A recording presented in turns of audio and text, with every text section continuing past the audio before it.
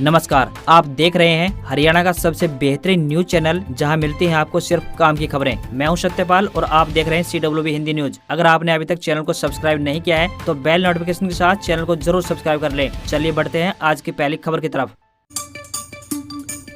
हरियाणा में अब नहीं बिकेगा प्लास्टिक का सामान, उल्लंघन करने पर होगी कार्रवाई। हरियाणा में सिंगल यूज प्लास्टिक पर बैन लगने जा रहा है। 1 जुलाई से CPCB यानी केंद्रीय प्रदूषण नियंत्रण बोर्ड ने प्लास्टिक स्टिक वाले ईयरबड, गुब्बारे में लगने वाले प्लास्टिक स्टिक, प्लास्टिक के झंडे, कैंडी स्टिक, आइसक्रीम स्टिक, सजावट में काम आने वाले थर्मोकोल आदि पर रोक लगा दी है। इसके अलावा प्लास्टिक कप, प्लेट, ग्लास, कांटा, चम्मच, चाकू, स्ट्रॉ ट्रे जैसे कैटेगरी आइटम, मिठाई के डब्बों पर लगने वाले प्लास्टिक, प्लास्टिक के निमंत्रण पत्र, 100 माइक्रोन से कम मोटाई वाले PVC बैनर आदि पर भी रोक लगा दी है। चीनी घोलने वाले स्ट्रर पर भी रोक लगा दी गई है। प्लास्टिक के सिंगल यूज सामान पर 1 जुलाई 2022 से पाबंदी लगाई गई है। इस बार CPCB ने सिंगल यूज प्लास्टिक के प्रयोग ही नहीं बल्कि इसके उत्पादन, भंडारण, वितरण पर भी रोक लगाई है। साथ ही भंडारण करने वाले व्यवसायियों को निर्देश जारी किए हैं कि वे 30 जून से पहले अपना स्टॉक खत्म कर लें। पर्यावरण के लिए घातक होते हैं, इसलिए प्लास्टिक पर रोक लगाई गई है।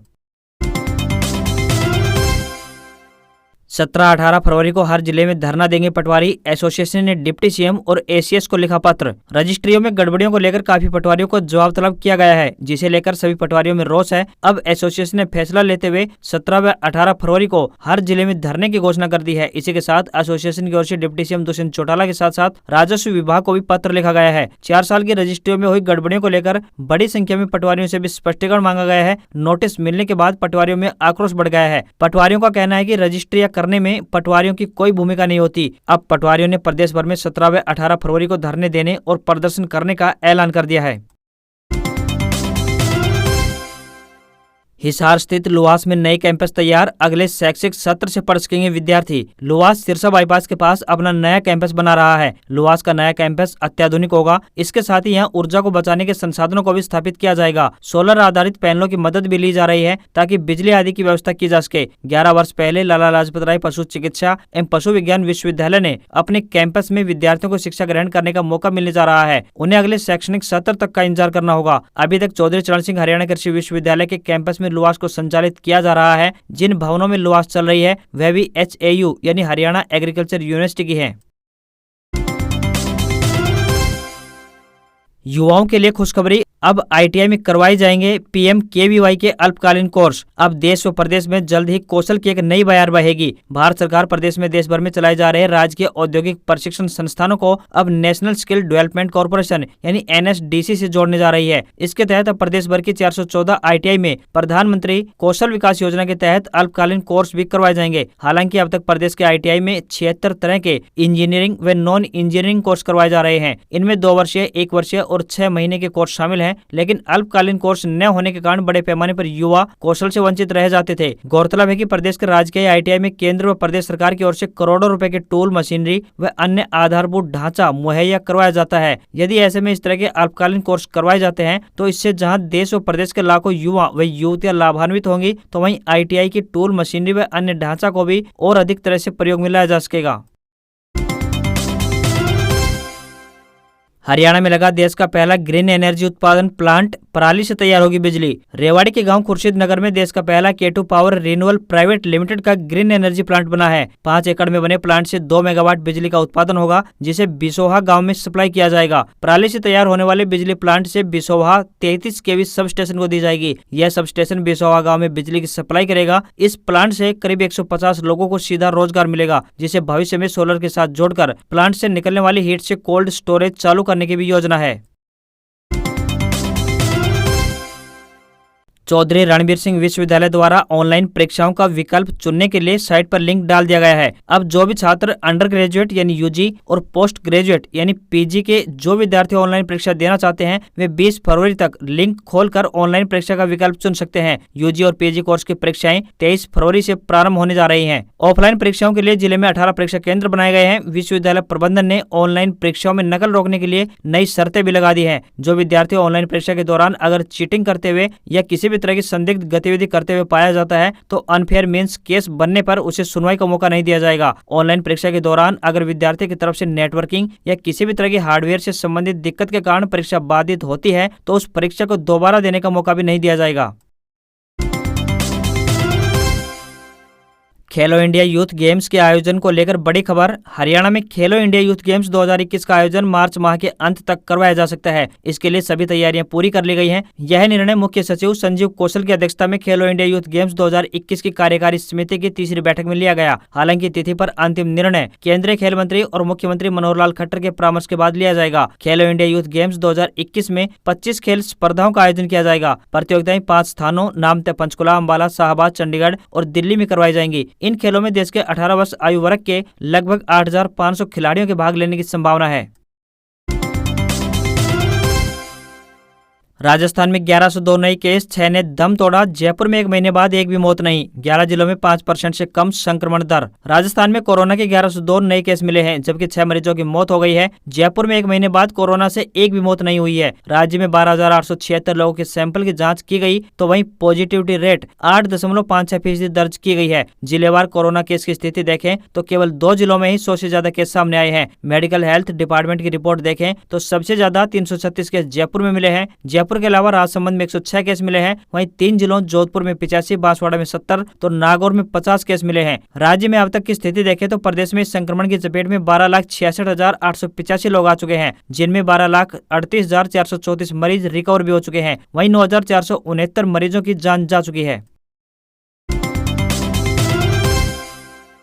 गोवा में 79.16% रहा पोलिंग। सीएम प्रमोद सावंत की सीट पर सबसे ज्यादा यानी 89% मतदान हुआ। मनोहर पारिकर के बेटे उत्पल की सीट पर 73% हुआ मतदान। देश के सबसे छोटे राज्य यानी गोवा की सभी 40 विधानसभा सीटों पर वोटिंग खत्म हो गई है। राज्य में पोलिंग खत्म होने तक 79.16% मतदान हुआ। नॉर्थ गोवा की सीटों पर 80.24% तो जबकि साउथ गोवा की सीटों पर 78.21% पोलिंग दर्ज किया गया है। राज्य में 2017 के पिछले विधानसभा चुनाव में 82.56% वोटर्स ने मतदान किया था, जो 2012 के मुकाबले 0.38% कम था। इस बार भी फाइनल पोल परसेंटेज आने पर इसके कम ही रहने की संभावना जताई जा रही है। गोवा की 40 सीटों पर 301 कैंडिडेट की किस्मत दांव पर है। इनमें बीजेपी के 40, कांग्रेस के 37, आप के 39, टीएमसी के 26, एमजीपी के 13 और 68 निर्दलीय हैं। राज्य के कुल 11,56,000 वोटर्स इनकी किस्मत तय करेंगे। उत्तराखंड में 64.29% मतदान, 2017 के मुकाबले 3% कम हुई वोटिंग। देहरादून ने किया निराश, मैदानी और दुर्गम पहाड़ी इलाकों में जमकर हुई पोलिंग। गंगा यमुना की पावन लहरों से सजी देवभूमि उत्तराखंड की 70 सीटों पर वोटिंग खत्म हो गई है। राज्य निर्वाचन आयोग के मुताबिक शाम को पोलिंग बूथ से मिले आंकड़ों के हिसाब से 64.29% मतदाताओं ने अपने मताधिकार का प्रयोग किया। हालांकि इस बार राज्य के वोटर्स का उत्साह 2017 विधानसभा चुनाव के मुकाबले कम रहा है। पिछले चुनाव में 65.64% वोटर्स ने मतदान किया था। राजधानी देहरादून की बात करें तो 52.93% के मतदाताओं ने बेहद निराश किया। वहीं हरिद्वार और उधम सिंह नगर जैसे धूर मैदानी इलाकों में मतदान के लिए अच्छा रुझान दिखाई दिया। वहीं दुर्गम व बर्फीली पहाड़ी इलाकों वाले रुद्रप्रयाग, पिथौरागढ़, उत्तरकाशी, चंपावत, चमोली, बागेश्वर में भी मतदाता उम्मीद से ज्यादा खरे उतरे। नैनीताल में भी अच्छा मतदान रहा। हरिद्वार में योग गुरु बाबा रामदेव और उनके साथ आचार्य बालकृष्ण ने कनखल स्थित दादूबाग बूथ पर मतदान किया। देश में कोरोना अपडेट। 24 घंटे में देश में 34,082 नए केस आए सामने, तो वहीं 346 की हुई मौत। 1,50,00,000 युवाओं को वैक्सीन के दोनों डोज लग चुके हैं। देश में पिछले 24 घंटे के दौरान कोरोना संक्रमण के 34,082 नए केस सामने आए हैं। वहीं 91.8 मरीज ठीक भी हुए हैं, जबकि 346 लोगों की कोरोना संक्रमण से जान भी गई है। तीसरी लहर के पीक के बाद पहली बार मरने वालों की संख्या इतनी कम रही है। इससे पहले 17 जनवरी को देश में 310 लोगों की मौत हुई थी। देश में एक्टिव केस 4,71,418 है। देश में अब तक 15 से 18 साल के बीच के 1.5 करोड़ युवाओं को कोरोना वैक्सीन के दोनों डोज लग चुके हैं। केंद्रीय स्वास्थ्य मंत्री मनसुख मंडाविया ने सोमवार शाम को इसकी जानकारी दी है। पंजाब में गरजे पीएम मोदी, कहा रिमोट कंट्रोल से चलती है कांग्रेस सरकार, आप शराब ठेका खुलवाने के एक्सपर्ट। प्रधानमंत्री नरेंद्र मोदी ने जालंधर में पहली चुनाव रैली की। इस दौरान उन्होंने कांग्रेस और आम आदमी पार्टी से लेकर अकाली दल तक को भी नहीं बख्शा। पीएम ने कहा कि पंजाब की सरकार को दिल्ली में बैठा परिवार रिमोट कंट्रोल से चलाता है। आम आदमी पार्टी को उन्होंने गली मोहल्लों में शराब ठेके खुलवाने का एक्सपर्ट बताया। इस रैली में पीएम के साथ कैप्टन अमरिंदर सिंह और सियाद संयुक्त के प्रधान सुखदेव ढींडसा भी मौजूद रहे। पंजाब में कांग्रेस सरकार को दिल्ली से रिमोट कंट्रोल से एक परिवार चलाता है। यह संविधान की परवाह नहीं करते हैं। उन्होंने कहा है कि पाप का घड़ा जब भरता है तो फूटता भी है। कांग्रेस को इसकी सजा मिल रही है। आज उनकी अपनी ही पार्टी बिखर रही है। कांग्रेस के लोग ही अपने नेताओं की पोल खोल रहे हैं। आपस में लड़ रहे लोग पंजाब को स्थिर सरकार कैसे दे पाएंगे। पीएम ने आम आदमी पार्टी पर हमला बोलते हुए कहा कि गली मोहल्ले में शराब ठेके खुलवाने के एक्सपर्ट हैं। पंजाब को इनसे सतर्क रहना होगा। यह पंजाब को नशा माफियाओं के हवाले करना चाहते हैं। यह वही लोग हैं जो सर्जिकल स्ट्राइक पर सबूत मांग रहे थे, पाकिस्तान के सुर में सुर मिला रहे थे। पंजाब में राहुल गांधी की रैली। गुरदासपुर में पुलवामा के शहीदों को याद कर रैली की शुरुआत हुई। भाजपा पर बरसे सिद्धू ने कैप्टन को बताया कैंसर। राहुल गांधी पंजाब में चुनाव प्रचार के लिए पहुंचे। होशियारपुर में चुनावी रैली के बाद राहुल गांधी पंजाब कांग्रेस प्रधान नवजोत सिंह सिद्धू, सुनील जाखड़, डिप्टी सीएम सुखजिंदर रंधावा व अरुणा चौधरी भी गुरदासपुर पहुंचे। राहुल गांधी ने अपने संबोधन की शुरुआत नशे के मुद्दे के साथ की। राहुल गांधी ने कहा कि केंद्र की मोदी सरकार कृषि बिल लेकर आई, पंजाब के किसान सड़कों पर उतर आए। 1 साल तक वह ठंड में कोरोना के वक्त भूखे खड़े रहे। इसकी वजह यह है कि नरेंद्र मोदी किसानों की मेहनत 2 से 3 अरबपतियों को देने की कोशिश कर रहे थे। राहुल ने कहा कि चरणजीत चन्नी गरीब घर के बेटे हैं, वे गरीबी को समझते हैं। पंजाब में किसानों, गरीबों, मजदूरों और स्मॉल मीडियम इंडस्ट्रीज की सरकार चलाएंगे। इस मौके पर सिद्धू भी खूब गरजे। उन्होंने राहुल गांधी की तारीफ करते हुए कैप्टन अमरिंदर सिंह का उदाहरण दिया कि राहुल ने गद्दों को किनारे कर दिया है। उन्होंने कहा कि इस बार पंजाब के नक्शे से माफिया राज मिटा दिया जाएगा। कांग्रेस के लिए कैप्टन अमरिंदर सिंह भी चुनौती बने हुए हैं। सीएम की कुर्सी से हटने के बाद उन्होंने पंजाब लोक कांग्रेस नाम से पार्टी बना ली है, भाजपा के साथ गठजोड़ किया है। अब उनका मिशन कांग्रेस को सत्ता से बाहर करना है ताकि उन्हें हटाने का सबक सिखा सकें। चीन पर एक बार फिर हुई डिजिटल स्ट्राइक। ऐप लॉक और गरेना फ्री फायर समेत 54 चाइनीज ऐप्स भारत में बैन। इनमें आपकी कई पसंदीदा ऐप्स भी होंगी शामिल। भारत सरकार ने एक बार फिर चीन के ऊपर डिजिटल स्ट्राइक की है। दरअसल सरकार ने 54 स्मार्टफोन ऐप्स को देश में बैन कर दिया है। इन सभी ऐप्स से भारत की सुरक्षा के लिए खतरा पैदा हो गया था। बैन किए गए ऐप्स में popular game, Garena free fire और ऐप लॉक ऐप भी शामिल है। इससे पहले जून 2020 में भारत ने देश की सुरक्षा को ध्यान में रखते हुए कई सोशल मीडिया प्लेटफॉर्म जैसे कि टिकटॉक, वीचैट और हेलो सहित 59 चीनी मोबाइल ऐप्स को बैन किया था। सरकार ने जो नए 54 ऐप्स बैन किए हैं उनकी पूरी लिस्ट सामने नहीं आई है। 11 ऐप्स के नामों का खुलासा हुआ है। ये सभी ऐप्स चीन और अन्य देशों में भारतीय यूजर्स का डाटा भेज रहे थे। कहा जाता है कि ये ऐप्स विदेशी सर्वर पर भारतीय यूजर्स का डाटा लीक कर रहे थे। ऐप्स पर बैन के लिए गूगल के प्ले स्टोर को आदेश दे दिया गया है। शेयर बाजार अपडेट। शेयर बाजार में साल की सबसे बड़ी गिरावट। सेंसेक्स 1747 अंक गिरा। निवेशकों को 8.29 लाख करोड़ रुपए का घाटा। गिरावट में भी टीसीएस का शेयर 1% बढ़ा। हफ्ते के पहले दिन निवेशकों को भारी घाटा हुआ है। सोमवार को मार्केट कैप में 8.29 लाख करोड़ रुपए की गिरावट आई है। साल 2022 की शेयर बाजार की सबसे बड़ी गिरावट कही जा रही है। सेंसेक्स के 30 शेयर्स में से केवल टीसीएस का ही बढ़त में रहा, बाकी 29 शेयरों में गिरावट रही। टीसीएस का शेयर 1.05% बढ़ा है। बॉम्बे स्टॉक एक्सचेंज यानी बीएसई का सेंसेक्स 1747 पॉइंट्स यानी 3% टूटकर 56,405, तो वहीं नेशनल स्टॉक एक्सचेंज का निफ्टी यानी एनएससी 531 अंक 3.06% गिरकर 16,842 पर बंद हुआ है। पेटीएम का शेयर 4.7% टूटकर 863 रुपए, नायका का शेयर 7.78% गिरकर 1515, तो वहीं जोमेटो का स्टॉक 6.82% गिरकर यानी 82 रुपए 70 पैसे पर बंद हुआ है। इन तीनों नई उम्र की कंपनियों का यह सबसे निचला स्तर भी है। गिरावट का मुख्य कारण यूक्रेन और रूस के बीच तनाव है। इसके साथ ही कच्चे तेल की कीमतें 7 साल के ऊपरी स्तर पर भी पहुंच गई हैं।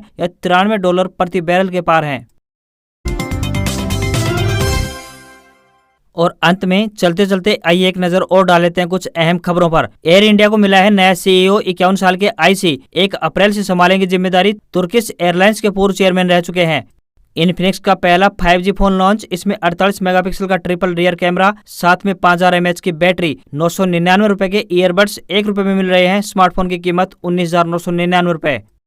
फिर महंगे होने लगे हैं गोल्ड, सिल्वर, सोना 50, तो वहीं चांदी 64,000 के करीब पहुंचे। आने वाले दिनों में और बढ़ सकते हैं दाम। सिटी बैंक ग्राहकों के काम की खबर। सिटी बैंक को खरीदेगा एक्सिस बैंक, जल्द हो सकती है घोषणा। अप्रैल में आएगी नई Tata Nexon EV. Battery pack बढ़ाया, साथ में फास्ट चार्जर भी मिलेगा। सिंगल चार्ज पर 400 किलोमीटर की होगी रेंज। माना जा रहा है कि इसके टॉप वेरिएंट की कीमत 16,40,000 रुपए है, जबकि शुरुआती कीमत 13,99,000 रुपए। जियो और एसीएस में साझेदारी। दोनों कंपनियां मिलकर सस्ती ब्रॉडबैंड कनेक्टिविटी देंगी। 100 Gbps की दमदार इंटरनेट स्पीड मिलेगी।